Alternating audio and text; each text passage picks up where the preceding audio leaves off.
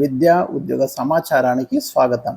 Intermediate రిజల్ట్స్కి సంబంధించి ఒక తాజా అప్డేట్ అయితే మనకు ఈరోజు నమస్తే తెలంగాణలో వచ్చింది. ఆ వీడియో మనం డిస్కస్ చేసే ముందు ఇలాంటి అప్డేట్స్ కోసం ఛానల్ని సబ్స్క్రైబ్ చేసుకోండి.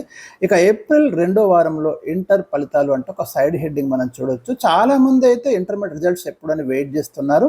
ఇక ఏప్రిల్ 2nd వీక్లో ఈ రిజల్ట్స్ అయితే మనకు రానున్నాయి. ఏప్రిల్ 8, 10, 12 తేదీల్లో ఏదో ఒక రోజు ఈ రిజల్ట్స్ విడుదల చేయాలని అధికారులు భావిస్తున్నారు. ఏప్రిల్ 8, 10, 12 ఈ 3 తేదీలలో ఏదో ఒక రోజు అయితే మీ యొక్క రిజల్ట్ అయితే రానుంది.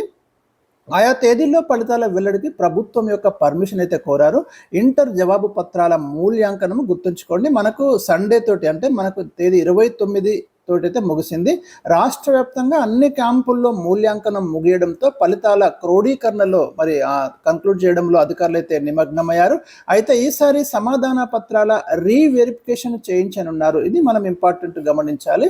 సమాధాన పత్రాల యొక్క రీవెరిఫికేషన్ సింగిల్ సబ్జెక్టు ఫెయిల్ అయిన వారితో పాటు ఒక్కో సబ్జెక్ట్లో కొన్ని జవాబు పత్రాలను ర్యాండమ్గా వెరిఫికేషన్ చేయించనున్నారు. ఆ తర్వాత CGGలో ట్రయల్స్ నిర్వహించి అంతా సవ్యంగా ఉంటేనే ఫలితాలు రిలీజ్ చేయడం అనేది జరుగుతుంది. వాస్తవానికి ఏప్రిల్ 6వ తేదీన ఫలితాలు విడుదల చేయాలని భావించిన బడ్జెట్ సమావేశాలు ఇతర పనులతో 2వ వారానికి అయితే వాయిదా వేశారు. సో మొత్తం మీద మనకు ఇంటర్మీడియట్ రిజల్ట్స్ అయితే ఏప్రిల్ 2nd వీక్లో దాదాపుగా రానున్నాయి.